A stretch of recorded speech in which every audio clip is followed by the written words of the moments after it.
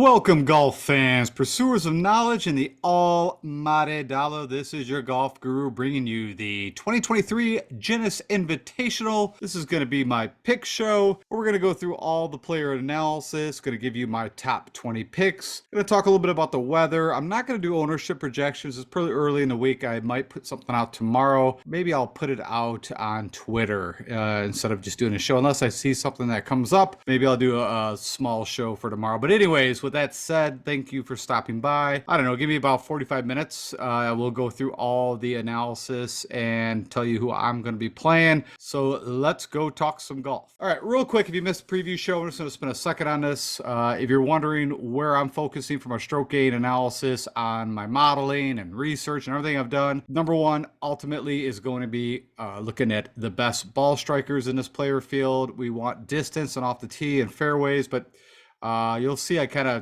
changed it up a little bit when we get to actually the player analysis. Approach around the greens is key. Putting, proximity to the pin. The number one that shows up 26% of the time is 150 to 175. You got 6 of these long par 4s, and that also flushes out the ball strikers. So looking at who does best there.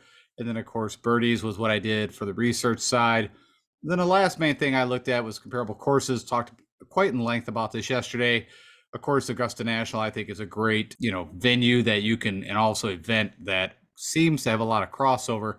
The problem is we don't have a lot of stroke gain analysis on that. So where we do have stroke gain analysis is, of course, Torrey Pines South, where they play the Farmers. You've got Quail Hollow, where they play Wells Fargo. You've got Murfield, Jack's Place at the Memorial Tournament's played at. And then last but not least, you got Innisbrook, Copperhead, where they play Valspar now. Some of these have different green types. The only one that would actually have POA, of course, would be Torrey South Course, where they play the Farmers. The rest of them would be Bent or Bermuda. So, but the way they play, the undulation, the elevation, just a very tough track. And we kind of talk about this time to time about, there's like these fifth majors, and a lot of these courses and events that I've talked about, I consider fifth majors even outside the players. All right. With all that said, you can kind of see who flushed out the top 15, well, actually top 16, because I don't really look at Tiger Woods. I think this is more of him playing this an event for a lot of different reasons, but none of it to actually think he's going to win or even contend. Maybe he makes the cut. We'll see how that all works out, but I've already given you my thoughts on that if you watched the preview show. So I gave you the top 15 if you minus him, and of course, number one that came flushed out against those courses was Xander. You got Rory, JT, Morikawa, Rahm, Cantlay, Hatton, Scheffler, Hovland, Homa, Finau, Will Z, Cameron Young, Tiger Woods, Fitzpatrick. A little bit of nervous about him, still got that neck thing, and then Sahith Theegala. I talked quite a bit about, and we'll talk more about him today, why I'm interested. Pretty rare that I'm on Sahith, but there's a reason why I like him in this venue. All right. With that said, let's go over, do some player analysis, and then I'll give you my top 20 picks, and we'll wrap this thing up. Okay, I've hopped over to Fantasy National, and as always, my little plug for them. If you've not tried this out and you're putting any kind of money into DFS or betting, this is the best from getting into the stroke gain analysis data. This is the best tool out there. We're going to be focusing, you're going to be noticing DraftKings pricing, but of course you can use these picks on FanDuel, Yahoo. I state that every time, any platform you use. What we're going to be looking at here is what they call the sneak peek, or I call it kind of like the simplified dashboard that gives you a lot of information in one screen, one view. So that's why I like it. The key things to point out is we're going to look at the last 24 rounds of data or last 6 tournaments these guys have played. And also I've got no filters on, but as I always state, I've already done a ton of, kind of background analysis on this. I've looked at the guys that had the best, POA splits from a putting perspective. I've looked at plugging in those comp courses.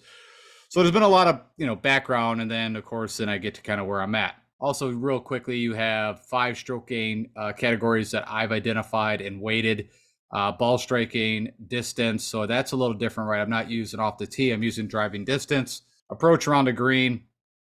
And then you got that 150 to 175. That's the 5 stroke gain categories that you're going to notice here. You got model ranked, you got salary, projected ownership right now. And then typically I show you birdies here and what they've done over like past 12, 24 rounds. Instead, I'm looking at the past 24 rounds on different green surface types, just to kind of flush out the putting a little more than just a putting, stroke gain stat, because POA is very unique. I state this every time. They play maybe 3 times on it a year, And a lot of these guys who are not from California did not, grow up with it. It could be very frustrating. And then over here, we can look at recent results over the past 5 tournaments. And lastly, tournament history. What have they done here at the Genesis, or even possibly when it was called the LA Open?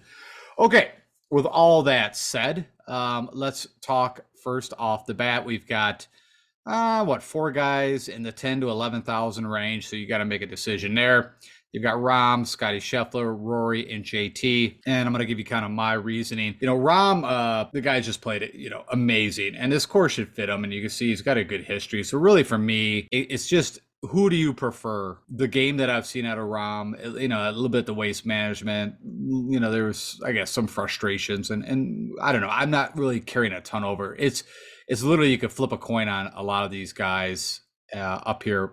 And I guess for me, Rory is the guy that, I guess if I had to pick one, Rory's the guy for me. And the reason why is just his background on the courses from a comparable side of what he's done at Quail Hollow. You can see his past results here.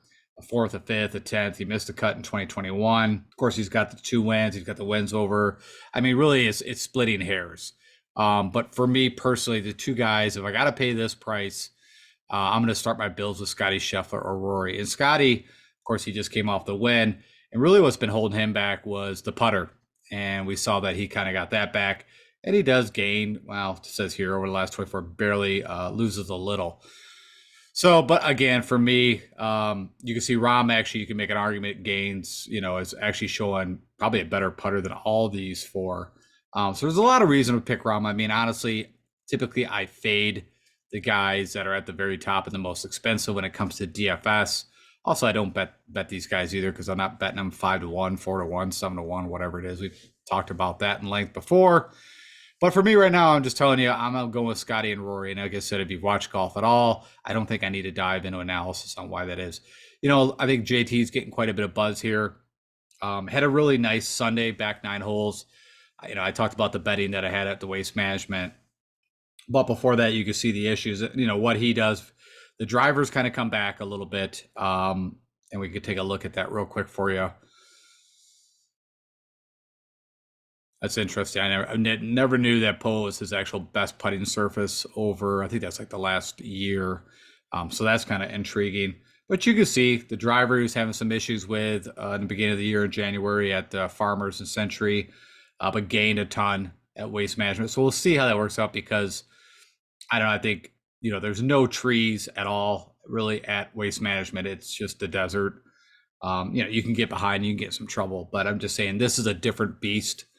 I think you see the putter is really what scares me more with JT. And so, if I had to take, like I said, that's really what it comes down to. Who out of these 4 do I think is a better putter?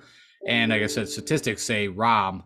But I kind of saw some things at Waste Management I did not like. I liked what I saw of Scotty. And I think Rory, purely, I think he was just there because it was an elevated event and felt obligated. And I kind of talked a little bit about that in the preview show.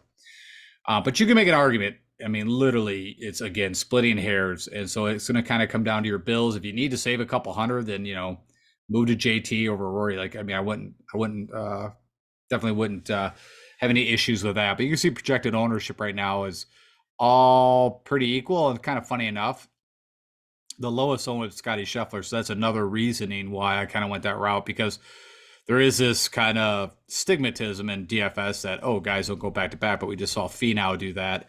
I mean, there's no reason. If a guy's in great form, away he could go. And the form that Scotty's finally kind of peaking at, and we kind of saw this run with him last year, I'm kind of interested in that.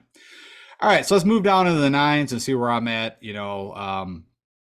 This is also, again, you're kind of splitting some hairs. And I think as you kind of move down, you can make more of a case. But for me, I mean, I cannot play Max when we're going to California. You can see he's one of the better putters on POA in this field. Same with Xander. So a lot of it comes down to there. Also, I'm kind of hoping that some people are a little nervous because both these guys did not perform at Waste Management. Max Homa had a brutal day on Sunday. I actually tweeted out that it's the first time I've seen Max get really mad. And when he had that shot out, I don't know what hole it was now, but he had a shot out of the fairway bunker and he caught the lip and just, chucked his club.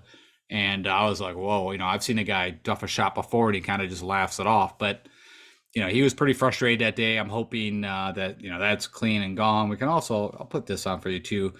Both have had great records. I'd say Xander's got one of the more steadier records, a 13th, no missed cuts. And you could say the same thing, of course, Homa, a past winner here. So with all that said, that's where I'm kind of falling on those guys. Good POA putters. You see where they ranked out in that modeling. Of course, they got here also because of pre-work on the comparable courses. Finau, of course, went to a playoff, and a lot of people, even me, thought he would win that tournament back here in 2021. Max made an amazing shot, in the playoff. If you remember, he was kind of like in these little bushes next to the green, chipped it, got it, real close. It looked like it'd be over there. But again, no reason why not to play Finau. Again, it will kind of work out on my bills, but you can see pretty high ownership at that 9,500 price tag.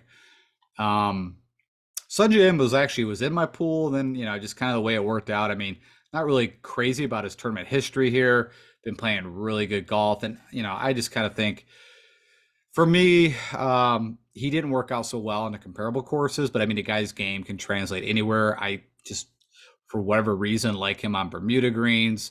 I like him, when we get to the Florida swing is where I think of Sungjae Im. So, that's kind of that. I mean, it's a pretty simple, but you can see again, if you're looking at these putting splits, he's gaining on all surfaces. Funny enough, Ben is showing up as his best.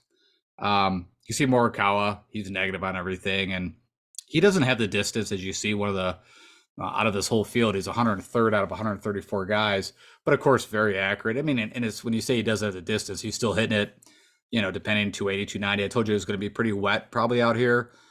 And so distance is why I put that in just instead of off the tee. Off the tee, of course, if you don't know, takes in distance and fairways and combines that. Where driving distance just takes in who's the longest. Not saying that you don't want some accuracy. I kind of already did all that, and now this was kind of flushed out. Okay, I'm kind of curious who's got the pop in the bat comparative. But Morikawa, like I said, he's just been so off and on with the putter and the irons. I mean, the tournament of Century TOC, Century Tournament of Champions, he was first 3 rounds was like unreal with that new putting stroke, and I was just like, whoa, didn't see this, didn't hear about it, and then all of a sudden, of course, we all know what happened at there when Rahm chased him down. I think it was, I forgot what stroke lead now, but it was 8-6, whatever it was. It was ridiculous.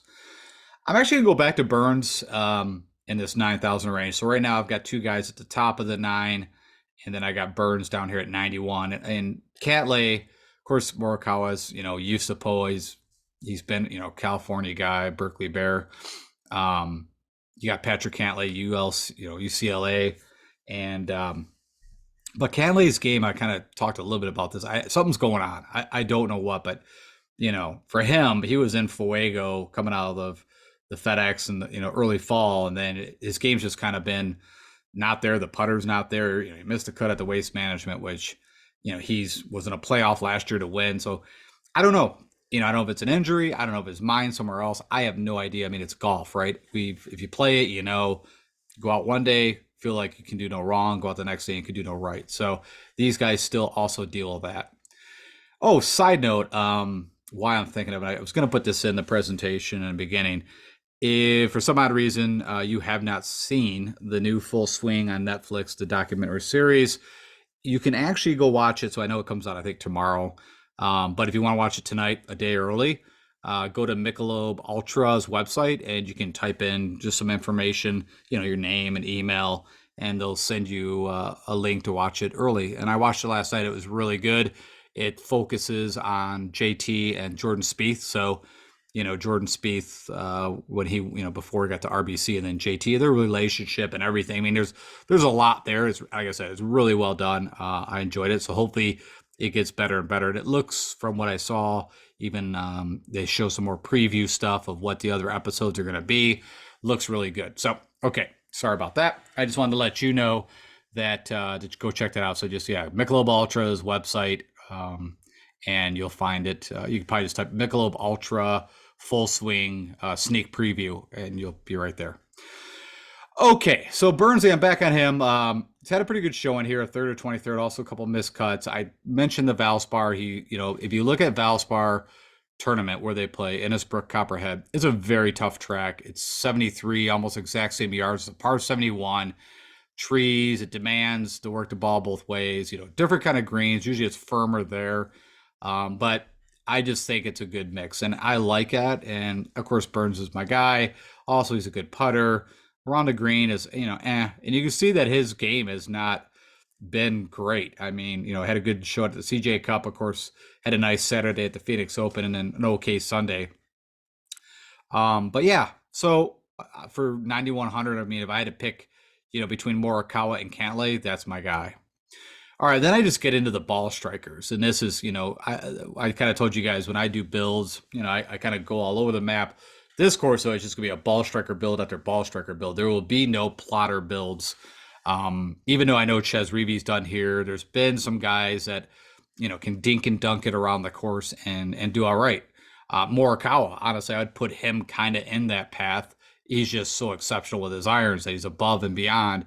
And like I said, not that he can't, he hits at 280, 290. But, be able to get that 320 on average, that's not his game.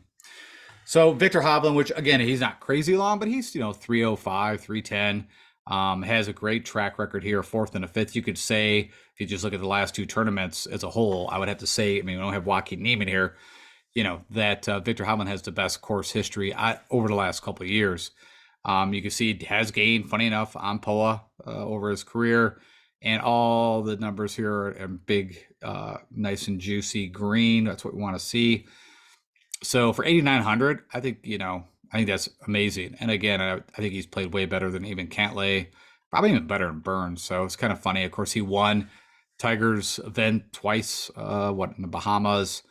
And yeah, it's a small field, but he likes Tiger events, and he's done very well at the Genesis. So I don't know if there's a quinky dink to that, but seems to do very well there. Cam Young was a hard pick. I'm not going to lie. Cam Young's game has been kind of hit or miss, and a lot of it's been the putter. You see around the green has not been great. Everything else has been fine. Of course, we saw him just kill this course with Joaquin Niemann last year.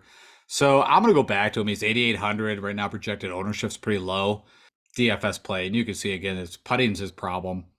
But he read and putted these greens amazing. Let's go take a look. I'll go see what he gained. Of course, he's very elite off the tee, pretty accurate. And if I click here, he gained 6 strokes on these greens last time he played here. Also, Sanderson Farms is a pretty good comp. I mean, that's a tight track. You really have to keep the ball in play. I think everybody, even I, forget how well he almost won the Open with Cam Smith, right? We all think about Rory, but Cam, funny enough, Cam Smith or Cameron Young almost caught Cam Smith. So then Will Z, again, just elite ball striker's got the distance and everywhere I want. And if you do the Augusta comp, right, where he actually, whatever reason, when he goes to Augusta, he can putt those greens, and they're very difficult greens. Of course, he's had, a T26 to T15, and of course, a miscut back when he was an amateur a long time ago, so I wouldn't really worry about that. But, there's rumors out there, and I've seen nothing. So when I say rumors, that's exactly what it is, that he might be injured because why did he not play in the Waste Management? Well, we don't know his schedule. Maybe he's going to play the next 3 or 4 tournaments in a row, and he needed somewhere, and that was the break. I think he's fine, but, hopefully, I don't know if he's doing a presser, but we just have to keep an eye on that. So with the thought process that he is completely healthy, and I have no reason otherwise, I mean, he missed the cut at the Farmers, so maybe there was something there that sprung up. But I'm trying to remember, he was getting stretched out on a tee while I was there. I'm going to have to look into it. I know, like I said, that, again, just keep an eye on Will Z. If Will Z is healthy, then I think this is an amazing event. Of course, I also even bet him. So we'll see. Maybe he pulls out. I don't know. We don't know why he didn't play in an elevated event, why you wouldn't. But if he's healthy, I'd rather play him than Jordan or, a lot of these guys. Just, again, the elite tee, the elite long irons. It's just, can he putt? But I'm hoping that Augusta, tricky, and he's also had pretty good finishes here, that it'll work out. All right. Jordan, like I said, I just feel like he's still searching. I feel like, and if you've been doing this for a while, you went through the Jordan high, you went through the Jordan long low, and then, we kind of started he won Valero, he's won RBC, he's had some spikes, and I'm trying to figure out where I feel maybe a little bit PTSD that he's kind of back searching at times from day to day for a swing. The putter has been sporadic always. I feel like it's been for a long time, and that's a lot of, pros. It's pretty rare that your putter is dead on every time you go out every weekend.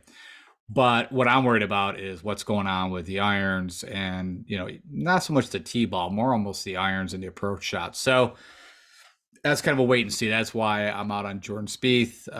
Tom Kim, got no issues. You just see driving distance. I kind of want guys, if I have my chance, to pick guys that have at least have played here before. I feel like these are greens a lot like Augusta that are very tricky, and you need to know which side of the green to be on. And you could say, well, hey, Cam Young last year, and that's true. He just, and maybe that's a one-off. Maybe he could come out here and lose 5 strokes putting. We'll see how that all works out.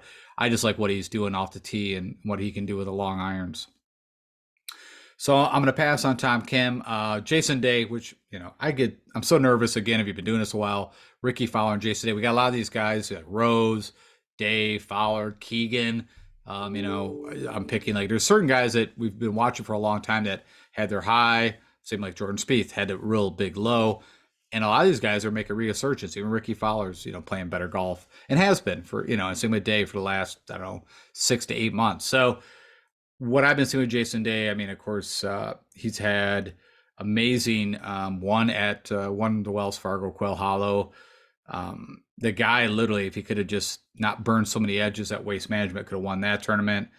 Everything is, of course, I talked about the Kikuya and the Australian background, so he should be very comfortable with that. So you can see he doesn't have the greatest history here, but that wasn't, really good Jason Day golf. And that's, last time he tried was 2020. I mean, that's back when a lot of you guys were playing DFS back then. You remember you were terrified to roster him because he could go out and be 7 under after 2 days and then withdraw, right? Something with the back, something to kick up. But supposedly everything is good, everything is healthy, and away we go. Fitzy, though, I think it's a great fit, actually, this course for him. What has he done here before? Yeah, 5th and a 30th. Yeah, I don't know if that neck issues. The golf has been a little bit sporadic. He had a really good Sunday at Waste Management. But, again, I mentioned he pulled his neck and has been dealing with that. And so I need to kind of see the golf to tell me that he's 100%. Hideki, I think, again, for the price tag, I'll be shocked. Depending on how many teams I put together, I'll probably play a little bit of Hideki. I mean, you can see he's at a 5th and 9th. Good tournament history here. Putting's always, but of course, right, he won at Augusta. And he's had good showings here. And like I said, I mean, for that price tag and even betting, I think you're getting like a 50 to 1, 45 to 1. I don't know if that's still out there, but early, I didn't bet it. But I mean, that's pretty good numbers on Hideki both sides. So no reason he can't do well here. What's got me a little freaked out a bit was the driving, the issues with the driving. And I feel like his irons, even he was quite often the ball striking at Waste Management. Let's go take a look since I'm talking about it. Yeah. So that's very rare that he'll lose almost 5 strokes on approach against the field. Now, it's funny enough, he was actually doing well with the driver, and that was the one thing I told you he's been searching for a while, kind of been struggling with, but it's pretty rare for the iron. So, yeah, I have no issues with playing Hideki. T-Hat, nice showing at the Waste Management. So that's the first time we've seen him in 2023. So, no issues. I just, I'm going to go with Adam Scott. He played here once and had a cut. Adam Scott, of course, got a win here. Is actually, I think, his last win in 2020. He had a T4 here. I mean, again, back to the Australian, kind of, the Kikuya. You can see gains on POA. I mean, everything tells you historically, I think he's going to be pretty chalky when it's all said and done at 8,000. And so that's why, and I agree. I mean, everything we visually have seen and everything, I mean, it's just, if the putter works, watch out for Adam Scott. Justin Rose just coming off a win. Had, pretty good history here. That's pretty old history. But yeah, I mean, just not the guy that I personally don't look at Justin Rose. It's going to take me a little bit to think he's a ball striking master. I've just watched too much sporadic golf, but maybe he's over that hump. I know he's been working out and he's in good shape. And of course he just had the win. So everything's kind of telling me, hey, but I guess you're really getting about the same age guy, same kind of PGA experience. So if I'm going to play an 8,000 guy, I'll go with Adam Scott over Justin Rose. Siwoo Kim, I wasn't really thinking of a Siwoo, but for the price tag. I think he's even 101. I don't think that's a bad bet. I think a lot of people are waiting to play him, of course, when he gets to the players or bet him. But the guy's just been playing steady golf. Already won the Sony Open, and he's also gotten a lot better. He went to that longer putter. He's actually really good around the green. I kind of said he's always a little bit like a cheaper Hideki Matsuyama. That's where I'm at in my mental picture of him. So 7,900, yep, I'll roster him. The volatility of top 10 or win a tournament and miscut seems like that's kind of went away. Also, I guess he's trying to work towards the rankings for the Korean players that don't have to go to war. I think he's third right now in rankings, so he's trying to win some tournaments. He's got a lot of reason to also, outside of just winning money and the whole PGA thing, of doing better and better. I already talked about Ricky Fowler. You can see that 11th or 10th. I mean, I don't know the last time I've seen Ricky put those kind of backs to Zozo. He had that hole in one, which I felt like there was so minimal. I mean, there was some coverage of it, but yeah, I don't know. The waste management, that was pretty cool. Like I said, it seemed like that he made that hole in one and then kind of had some struggles on Sunday. But neither here or there. You could really make it. Kind of switch Day or Ricky. I think Day's what. So he's $500 more. I mean, I kind of feel like they're kind of interswappable on what they could do at any time, and we'll see how that works out. The one guy that I'm gonna be curious, I haven't heard a lot of talk about, and it's pretty rare that I'm a Sahith Theegala guy. I mean, that's not really my brand, not the guy that I've jumped on, but everything. I don't know what I get these little intuitions, the spidey senses, whatever you want to call it, that Sahith Theegala could go out and have a really nice. I think projected ownership is really low right now, and I think a lot of people were all over him for the waste management. I bet him. I got him at 80-1. I think he dropped to 65-1 last I saw. You can see, gains on Poa, gains. He's a good putter, and what I really like about him, and I kind of talked about this in the preview show, is that he's one of the rare guys that I think of that can work the ball, and he does it all the time. He doesn't hit the straight ball. Like, he doesn't just hit the standard fade every time, or he works it right, left, almost every hole. So this course demands that. We'll see. Maybe that. I don't know. Maybe I'm totally off. But Wyndham Clark, been playing good golf. 10th at RSM, Houston, the waste management. It's had a mixed bag, a DQ. I forgot. I have no idea why he DQ'd last year. Signed the wrong card, ran out of golf balls. Who the heck knows? But a T8 to T17, I mean, what he does screams this course. I mean, he's, kind of one of his, like a, Keith Mitchell, very elite off the tee. He's got the driving distance. He also putts. His best surface, as you see, is Poa. Not the greatest putter, but when he's on Poa, he's pretty good. The irons are where he struggles. So let's see if he gained strokes at waste management with the irons. He's gained back-to-back, so a pretty good show at the Farmers. He did not gain. I remember picking him, I believe, for the Farmers because kind of the same exact thing. So we'll see. His irons have been on.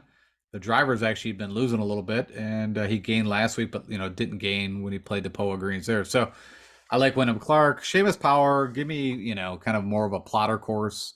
I'll be on him. Also, seem again almost like a Sanjay Am. I kind of put them in the same category. I feel like they like the RSM. That for me makes more sense. Keegan Bradley, again, just great ball striker. Put him in the ball striker class. He's actually been doing some putting. He's had a mixed bag, at least for the last 5 years here. So nothing that screams, but I actually had totally forgot that he had a second place at the Farmers. But of course, he won the Zozo.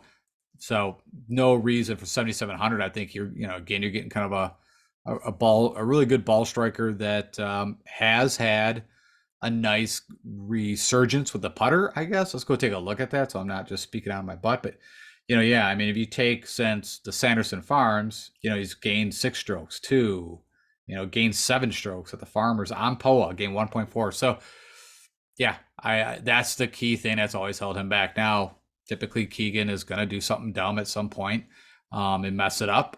He did it at Sanderson Farms when he was competing with Burns. He 3-whacked it from, I don't know what it was, 3 feet, but not 3 feet, but he missed a 3-foot putt. I remember that was kind of the crucial turning in that Sunday round.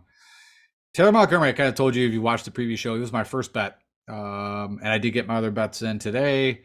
But yeah, he was 80-1, and he's also fallen down to 65-1 as we speak. Of course, you know, his ownership's low. I think a lot of people are sour. Even, you know, I had a little bit of sour in my mouth of what happened at the Waste Management. There was some talk that he just could not read those greens there, is what I heard, and just struggle with them. But that's very rare. I mean, let's go take a look at this. It might have been the only time he has lost. Well, it's funny, after all said and done, when I was tracking him, he was losing, but I guess somehow the mix, he saying he was neutral. I don't know if I believe that, but you know, typically he gains, right? He's super long off the tee. Typically that's his weapon. The irons are where the issue is. The putter is kind of his, you know, neutral. I like Matt McNeely, what he was doing. I mean, gain 11 strokes against the field putting is ridiculous. That was on POA also at the Fortinet. What did he do at the Farmers? He actually lost a stroke and a half. So who knows? But I'm very interested in Taylor Montgomery. I'm going to play him in DFS. I've already bet him. Corey Connors, you know, I'm always a Corey Connor truther. He would fall under a ball strikers. I don't think he's done so hot here. No, he's missed a cut every time, so that was part of it. Just his game, you know, that didn't help that 50th there. Just haven't really seen. I mean, Corey Connors out of nowhere, almost like a Victor Hovland or a Morikawa.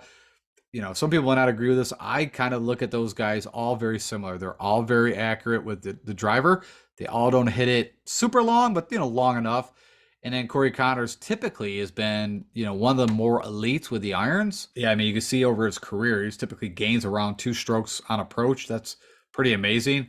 But you can kind of see he's been on and off there. But he had a really good ball striking the last couple. I mean, take that away. But the putter's just been horrific. I mean, lost 8 strokes at the Tour Championship, 3 at the Wyndham.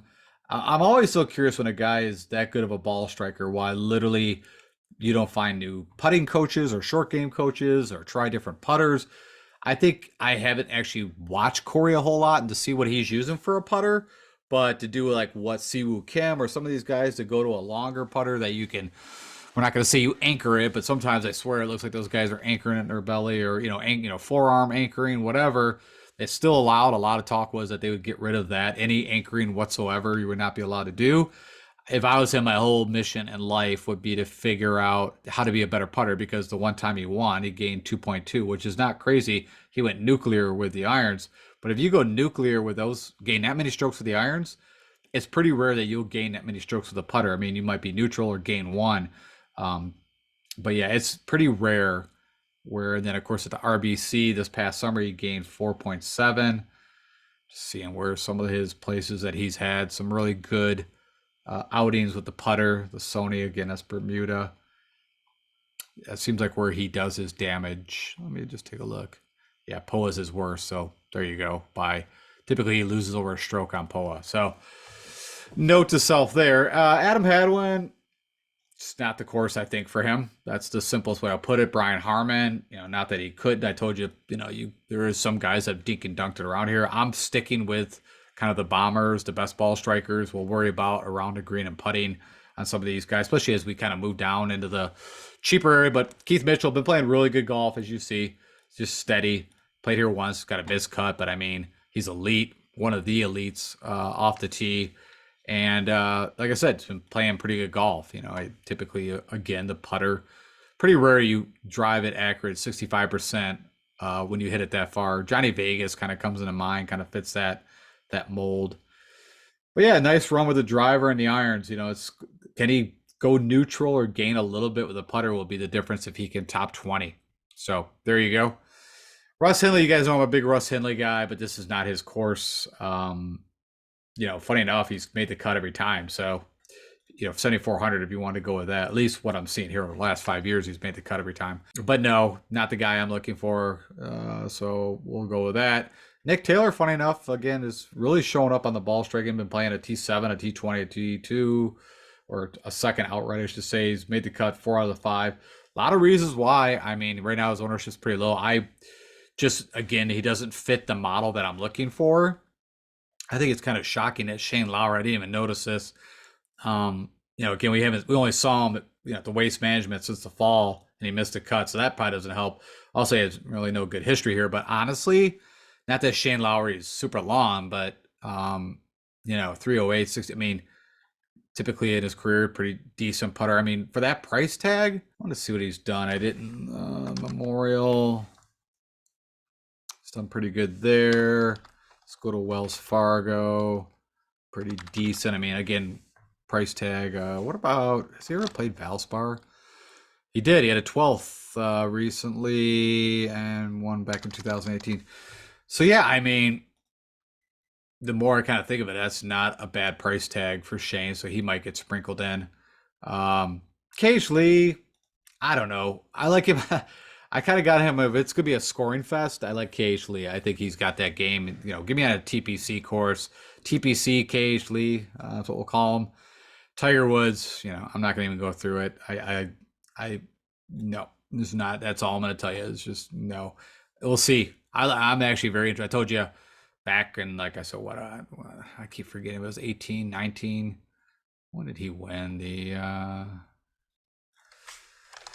Masters? 2019. So I was a little shocked that he did that. But also those guys, Brooks and Finau and Molinari, and, you know, the Cantlay, they all fell apart. So again, I kind of, I don't want to say it was a little backdoorish. I felt like the same way with Spieth at the RBC, where, you know, yes, you won it, but you had some guys just kind of crumple. Noren, you know, has actually made the cut here the last 4 times he's played here. I was looking at him, you know, doesn't really have the distance, has that kind of crazy little setup, almost like Spieth, and, you know, tries to come across the ball. He wants to stop the ability to yank it left or hook it left, so he really makes sure he comes across the ball to get that, you know, produce fade. So yeah, right now though, I'm not on him. JT, not the guy I'm looking at. Hoagie, like I said, these guys all kind of fit in my little plotter courses. Even Fleetwood, you know, he didn't have it wasn't even a bad. I think he actually won not too long ago over in Europe. I looked at this for the Waste Management. I forgot now, but yeah, it hasn't been that long since he's had a win on the DP World Tour. No reason. Again, I mean, you know, these guys they can handle tough boy courses, of course. So Lucas Herbert, no, thank you. Bo Hosler was a little bit interested in, but I'm going to say no. I'm actually going to go to Taylor Moore. You can see, of course, I think he's going to be a little chalky when all said and done, but, you know, played here once at a T21. I mean, everything is telling you. I mean, even a betting perspective, I think he was 80 to 1 or 100 to 1. I don't think it's a bad bet. You know, best surface is POA. You know, been just crushing it with the ball striking, and, you know, kind of a mixed bag here with the gaining strokes around there. So for that price tag, you know, 7,200, give me all kinds of Taylor Moore. I'll probably play him in Showdown too. Kuchar, you know, I think he's also, you know, found his way around. He had a second, but again, I think the field is a little weaker. Again, just not the course I'm going to play Kuchar. Stallings, I really play a Scott Stallings. He's got, you know, pretty good length off the tee, and, you know, very streaky with everything else. You got Thomas Detry down here, could handle it. It's also got some length. Kitayama, great ball striker. I looked at him. So, you know, Brendan Steele, the ultimate ball striking that just cannot putt or chip. JJ Spawn, nope, that's more of a plotter for me. Hayden Buckley's got some distance, not a bad play. He was real close to making it. So, you know, him and Taylor Moore I'll probably swap out when I build. So he will be probably in some builds. I'm actually going to go Patrick Rogers. This is a little bit of me just pissed off that he didn't do what I thought he would do at Pebble Beach, and then see that he had that crazy Sunday at Waste Management shooting 8 under. And I'm like, dude, like, why are you not doing this on the course you should do it? You can see he's had a real good history here. Of course, I talked quite a bit about him previously in other shows about, you know, his California background, Stanford. You've heard all this if you watch golf about what he's done, you know, breaking Tiger's records, of course, over a longer period of time, blah, blah, blah, blah, blah. He's good on POA, good ball striker, but he's just so up or down day by day. But I'm going to go with him. I'm going to play a bit of him. Cam Davis, I don't know, man. I was back and forth. I mean, he had a really nice, I was looking at this a bit. Of course, you know, elite ball striker typically, and had a really nice kind of late summer here. Of course, you know, not pretty easy courses, pretty easy fields. But, you know, the CJ Cup, the Zozo, I mean, you know, still respectable. And I don't know what's happened, but he's just kind of fallen apart. You see a little bit putter around the green, like a Pro Tech. Everything is just bad. It's been a little bit, right? I mean, he's had what, 3 weeks off. Well, maybe more. It doesn't matter. Let me go look at that. I get between Pebble and, so when was he last played? So that was in. So yeah, it's had a couple weeks off. A lot can change with these guys. So I mean, I don't know. that price tag, I might sprinkle some Cam in. Also, I'll probably get. So again, this is talking DFS, the larger field events. I'll probably sprinkle him in, maybe get a little differentiation. I've always stated he's back to that price tag where he should definitely outscore that price tag by a bit, 2x, maybe 3x it. Joel Damon, I was kind of on him for waste management, and now I'm kind of like, this, he's, had a T5 here back 2020. I don't know. I just don't, this isn't the course I think of him. Gary Woodland, great ball striker, just horrific chipper and putter. So I just kind of sticking away from Gary right now. Andrew Putnam's kind of fizzled out, right? We had that Putnam run. We're all waiting for him to get that win, mostly back in the fall kind of swing. Adrian Meronk, if you don't know much about him, the guy hits it literally a country mile. Let's go take a look. 320. We don't have a lot of data on him. He's only made the cut one time, but he's a DP World Tour. I don't know if he's trying to get status here, or maybe he's got. I don't know. Kind of interesting that he's over here, but anyways, if you want to go do more analysis on Adrian, just go on to DP World Tour and you can kind of dive into what he does well. But yeah, past champion. I think he's like 30 years old, something like that. Grillo, this was a hard one. Grillo did show up here last year. His game has just been bad. I don't know why he keeps going in like these ups and down swings. He kind of did this. I think he came out last year. Same thing, was terrible in the beginning of the year. Kind of hit that midsummer, I guess it would be right around here, John Deere, where we were kind of waiting for him to have a win, and then it's kind of like even to the Zozo, and then it's just been the last 7 tournaments have been trash. So honestly, his game from a ball striking perspective, tee to get to the green, and then it's so bad on the putter and the chipping. So I've already got one of those guys down here that I'm going to go with. Actually, both the guys I think that I picked. So I'm just going to kind of skip through. I mean, Johnny Vegas, again, not a bad waste management, not too far from a Keith Mitchell. So, you call it if you want a cheaper Keith Mitchell, put in Johnny Vegas. But Nick Harding, I don't know why. I'm just kind of excited to play him. He's burned me in Showdown bad a couple times, but he is a pure ball striker and has never played here. So there's that, a little bit of a knock, but, pretty solid, bunch of 40s. Had a good show at the Farmers. Let's go see. I did not look at this. I want to see if he gained with the putter. I doubt it, but let's go look at the Farmers. No, he lost 2.3 strokes. Where's he done his best putting? At the Travelers, which that is POA. So there we go. Little Pete Dye course. I always kind of get that mixed up with oh geez, where's the Safeway, which is now the Fortinet. That's also, I believe, POA. Where are we at? I'm sorry. So he's had a POA good showing. The Farmers a while ago, he gained a little bit. So yeah, I don't know. I'm kind of interested in playing Nick Harding, so that's a guy that I'm going to play down in the 6s. I'm going to go ahead and skip through all these guys. Seb Straka. It's funny, I always think because of how big he is that he doesn't hit the ball that long. It's actually done well. What he had to win at the Honda. I feel like the RBC too. Like you think he would be the guy that would take down the big courses, but it seems like he does a little better. Actually, funny enough, on shorter tracks. Luke List. I'm going back to Luke. 6,800. The guy still is an elite ball striker. He's had this kind of, I don't know. If it works out, he should have a good showing here. Miscut, T25. Of course, that was at the Farmers where he won. Of course, he won on POA. You can see he's had some decent history here, but lately been missing cuts.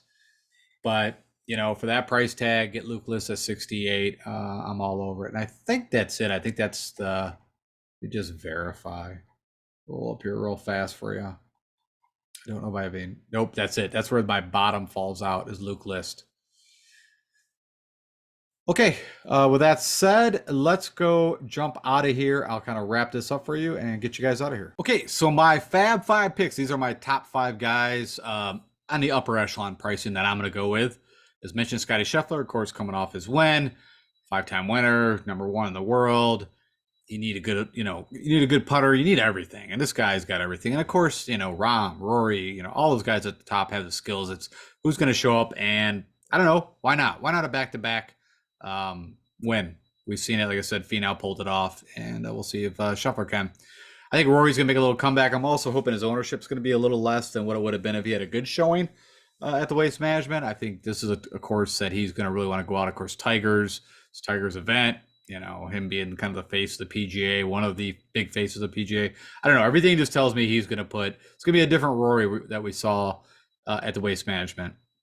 I got a little high noon there for Xander. I like that picture.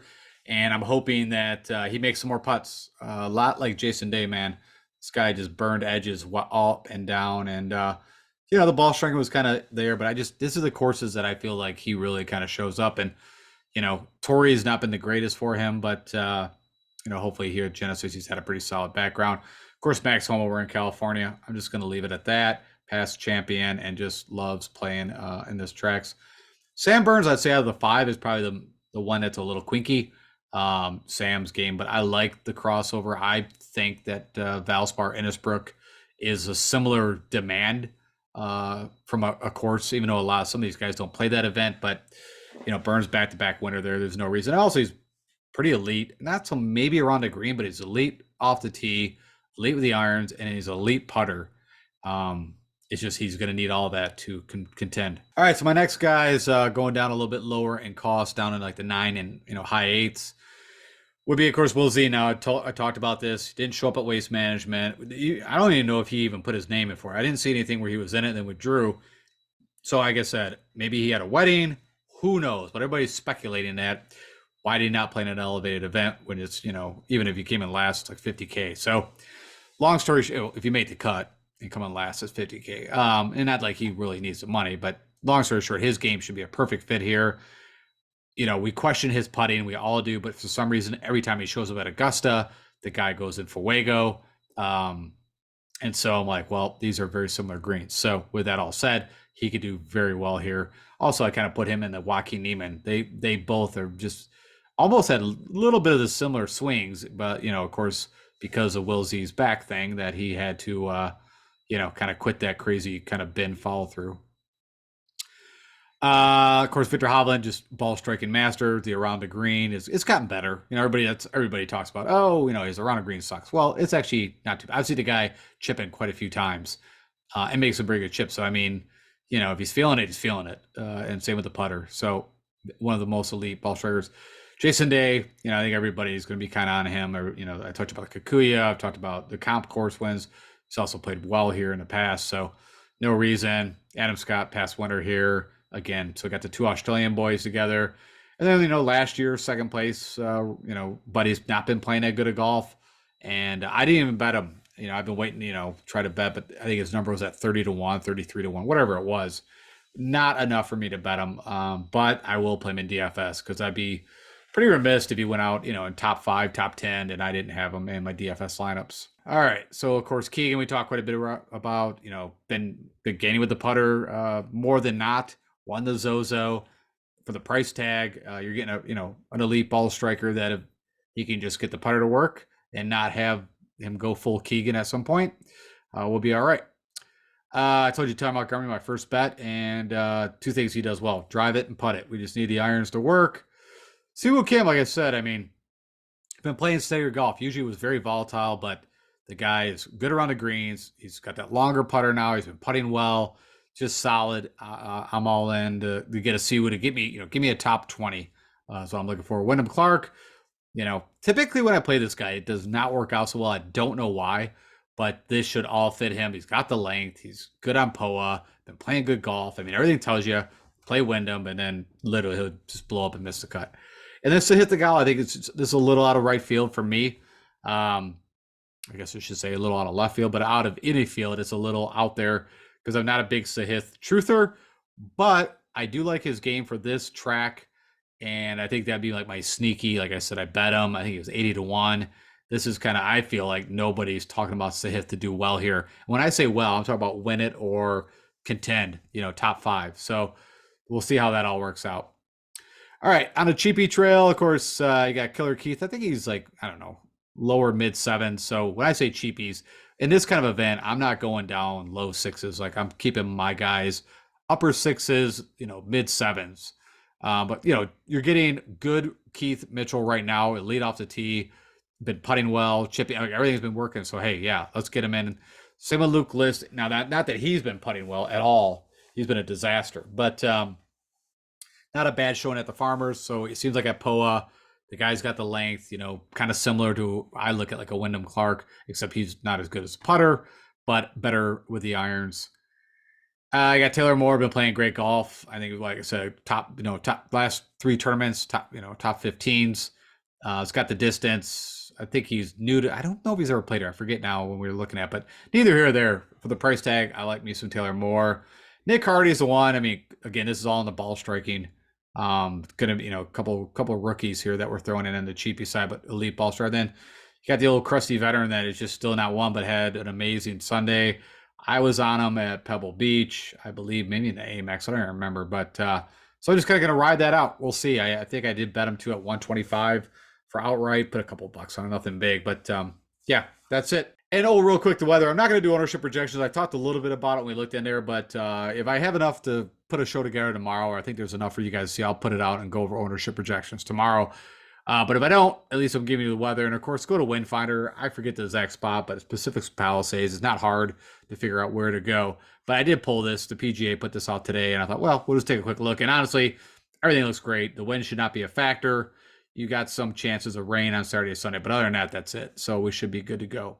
All right, guys, you know the drill. If you do me the honor, as always, click that like button, share with anybody else. If for some odd reason they are getting into DFS golf or betting on golf, football is over now, so typically we do see an upswing in the market, more bets, more views. What else are you going to bet on right now? Definitely don't bet on hockey. That's probably the worst DFS sport I've ever saw. Love hockey. I'm a huge hockey fan, but trying to predict how many guys are going to get hit with a puck, to get the points, that's pretty ridiculous. Also subscribe if you've not, and follow me on Twitter. As I mentioned, I will put out ownership projections, worst case, out on Twitter tomorrow if I don't do it in a show tomorrow. All right, guys, take care. Enjoy the Invitational. We'll see. My call is that Tiger will not make the cut. And so if you get a chance to bet that, if I do, I will be betting him to miss the cut. But I think it's awesome for the sport. I'm glad he's here. I think he's here to test it out. He's here for sponsor reasons. But he said in his presser, he's here because he thinks he can win. What the hell else is he going to say? He's not going to say, hey, I'm here to, help my sponsors, help the PGA Tour get eyeballs on this, and all that. So we'll see. All right, guys, have a great weekend if I don't talk to you, and best of luck to us, and take care.